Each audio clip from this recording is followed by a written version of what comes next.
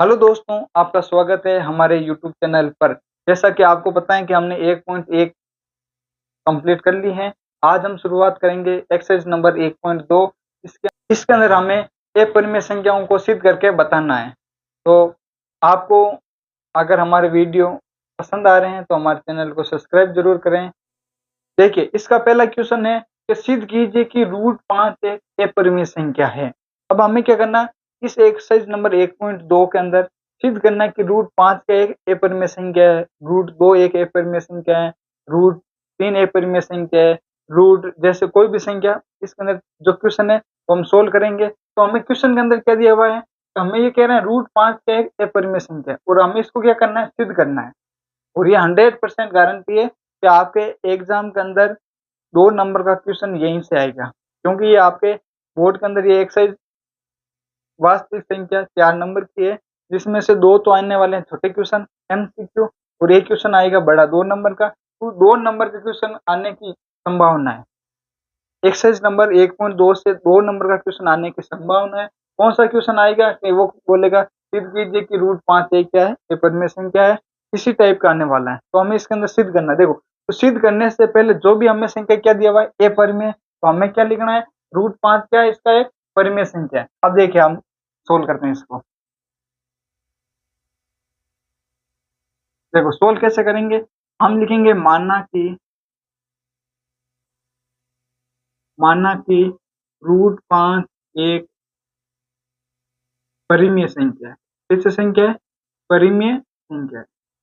चलिए क्या लिखेंगे, रूट 5 कैसे संख्या, परिमेय संख्या है। तो मैं क्या लिख सकता हूँ, रूट 5 बराबर है, किसके बराबर है, ए बटा बी के। यानी इसको ए बटा बी के रूप में लिख सकते हैं, जहां पर जहां तो यहाँ पर लिखना, जहां ए और बी कैसी संख्या है, जहां ए और बी कैसी संख्या है, से अभाज्य संख्या है, से अभाज्य से अभाज्य संख्या। इससे अभाज्य संख्या का मतलब मान लिया करें, तो मतलब और ये करें, दोनों संख्याओं का एच से कितना आएगा, एक। दोनों संख्याओं का एच से कितना आएगा, एक। यहां तक बात लिख दी। अब हम क्या करेंगे, दोनों तरफ वर्ग करने पर क्या लिखेंगे, दोनों तरफ वर्ग करने पर, दोनों तरफ वर्ग करने पर, वर्ग कर रहे हैं तो इधर हम क्या लिखेंगे, रूट 5 का स्क्वायर, फिर क्या लिखेंगे, ए का स्क्वायर बटा बी का स्क्वायर, डायरेक्ट लिख देते हैं, ए का स्क्वायर बटा बी का स्क्वायर। देखो रूट 5 का स्क्वायर करेंगे कितना आएगा, 5, तो यहाँ पर लिख देते हैं 5 बराबर ए का स्क्वायर, ए स्क्वायर, बी का स्क्वायर क्या हो जाएगा, बी स्क्वायर। आगे ना, अब हम इसको वज्र गुणा कर लेते हैं। अब अगर जो तिरछा गुणा करते हैं तो हम इसको मैं क्या लिख सकता हूँ, बी स्क्वायर बराबर है, किसके बराबर है, ए स्क्वायर बटा 5 के। इसको मैं क्या लिख सकता हूँ, बी स्क्वायर बराबर है, किसके बराबर है, ए स्क्वायर बटा 5 के। तो लिख दिया। अब आप तो देखिए, अब हम इसको नाम दे देते हैं समीकरण नंबर 1। इसका क्या नाम दे देते हैं, समीकरण नंबर 1। और हम क्या लिखेंगे यहाँ पर, ए स्क्वायर 5 से विभाजित है, ए स्क्वायर किससे विभाजित है, 5 से विभाजित है, अतः ए भी 5 से विभाजित होगा, विभाजित होगा। ये आपको ध्यान रखना। क्या ध्यान रखना, तो अगर भाई ए स्क्वायर के अंदर 5 का भाग जा रहा है तो ए के अंदर भी किसका भाग जाएगा, 5 का भाग जाएगा। ध्यान तक लिख लिया। अब देखिए, अब हम क्या करेंगे, इसके अंदर हमें क्या करेंगे, मानेंगे। क्या माना, ये माना, माना क्या मानेंगे, ए बराबर क्या है, 5c, जहां पर, जहां सी एक अन्य धनात्मक पूर्णांक। देखो अब हम क्या करेंगे, माना ए बराबर क्या है, 5c, हम ए की वैल्यू क्या लिख रहे हैं, 5c, जहां पर ए क्या है भाई, एक अन्य कोई धनात्मक पूर्णांक है। अब देखो, तो ए का मान कहां पर लिखेंगे हम, समीकरण नंबर 1 में। ए का मान, ए का मान समीकरण 1 में रखने पर, चलो ए का मान कहां पर रख रहे हैं, समीकरण नंबर 1 में। तो यहाँ पर लिखेंगे बी स्क्वायर बराबर ए की जगह क्या लिखना, 5c का होल स्क्वायर बटा 5, ये लिख दिया हमें। अब देखिए तो इसका स्क्वायर करेंगे क्या आएगा, बी स्क्वायर बराबर 5 का स्क्वायर कितना होता है 25, सी स्क्वायर बटा 5, इससे एक कैंसिल कितनी बार 5 बार। तो मैं क्या लिख सकता हूँ, बी स्क्वायर बराबर है 5c स्क्वायर, 5 इसके गुणा में इधर आएगा तो कहाँ पर जाएगा, भाग में।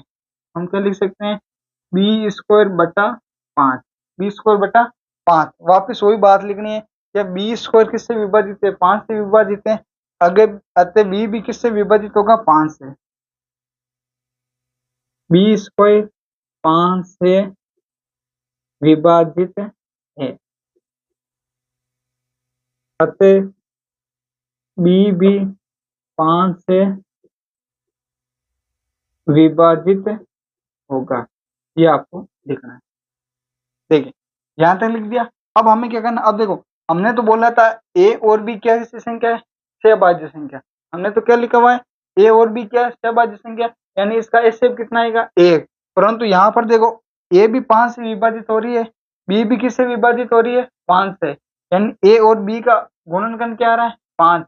ए और बी का गुणनखंड क्या आ रहा है, 5 आ रहा है।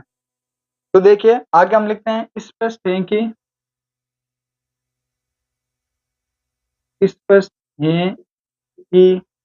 ए व बी का उभयनिष्ठ गुणनखंड 5 है, अतः ये विरोधाभास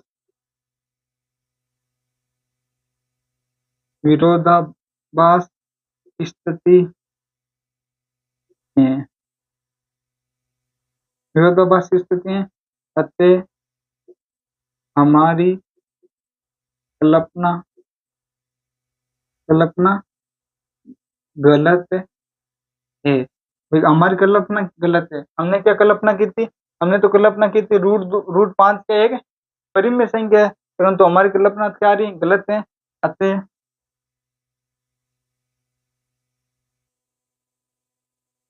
गलत है क्योंकि रूट 5 एक से परिमेय संख्या है। देखिए इसको ऐसे करना आपको सॉल्व। अब देखिए इसको एक बार शुरू से समझे, शुरू से कैसे समझना है। देखो हमने तो क्या माना कि रूट 5 एक परिमेय संख्या है। हमने तो माना ये कैसी संख्या है, परिमेय संख्या। परिमेय संख्या तो भाई इसको हम a बटा b के रूप में लिख सकते हैं, जहां a और b कैसी संख्या है, सहभाज्य संख्या है। सहभाज्य संख्या मतलब दिया कर इसका एचसीएफ कितना आएगा, 1। एचसीएफ कितना आएगा, 1। फिर हमने सोचा कि भाई दोनों तरफ हम क्या करते हैं, वर्ग। दोनों तरफ वर्ग करने पर रूट 5 का स्क्वायर, इधर भी हमने क्या कर दिया, स्क्वायर, यानी a का स्क्वायर बटा b का स्क्वायर। रूट 5 का स्क्वायर कितना होता है, 5, बराबर a स्क्वायर बटा b स्क्वायर। b स्क्वायर इधर क्या कर दिया हमने, तिरछा गुणा करता पानी, b स्क्वायर बराबर है, इसके बराबर है a स्क्वायर बटा 5। इसको नाम दे दिया समीकरण नंबर 1, नाम दे दिया समीकरण नंबर 1। अब देखिए समीकरण नंबर 1 नाम देने पर हमें पता चला कि 5 ए स्क्वायर को विभाजित करता है, तो हमने लिख दिया ए स्क्वायर 5 से विभाजित है, अतः ए भी किससे विभाजित होगा, 5 से विभाजित होगा। फिर हमने माना कि भाई ए बराबर हम क्या लेते हैं, 5c, तो हमने लिख दिया 5c, जहां पर c क्या है, अन्य कोई धनात्मक पूर्णांक है। वही हमने ए का मान समीकरण नंबर 1 में रखा, इस ए का मान कहां पर लिखा, समीकरण नंबर 1 में। तो हमारे पास समीकरण 1 में लिखने पर बी स्क्वायर बराबर 5c का स्क्वायर बटा 5, 5 का स्क्वायर गुणक 5 का स्क्वायर करने पर 25, सी का स्क्वायर आ गया सी स्क्वायर, बटा के अंदर क्या आ गया 5, 5 से 25 कैंसिल कितनी बार, 5 बार। तो बी स्क्वायर बराबर क्या आ रहा है, 5c स्क्वायर। 5 के गुणा में इधर जाएगा तो कहां पर जाएगा, भाग में, तो ये आ गए भाग में। तो फिर वापस वही बात हो गई क्या हो गई, तो भाई बी स्क्वायर किससे विभाजित है, 5 से, तो बी भी किससे विभाजित होगा, 5 से।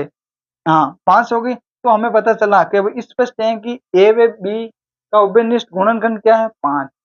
ए व बी का उभयनिष्ठ गुणनखंड क्या है, 5। अतः ये विरोधाभास स्थिति है। विरोधाभास स्थिति क्यों है, क्योंकि ए और बी का तो उभयनिष्ठ गुणनखंड क्या होना चाहिए, 1। यहाँ पर क्या आ रहा है, 5। तो जो देखो तो अतः हमारी कल्पना क्या है? गलत। हमारी कल्पना क्या है? गलत, क्योंकि हमने तो क्या माना था, ये परिमेय संख्या है, जबकि ये कैसा आ रहा है? एक अपरिमेय संख्या आ रहा है। ये आपको ध्यान रखना है।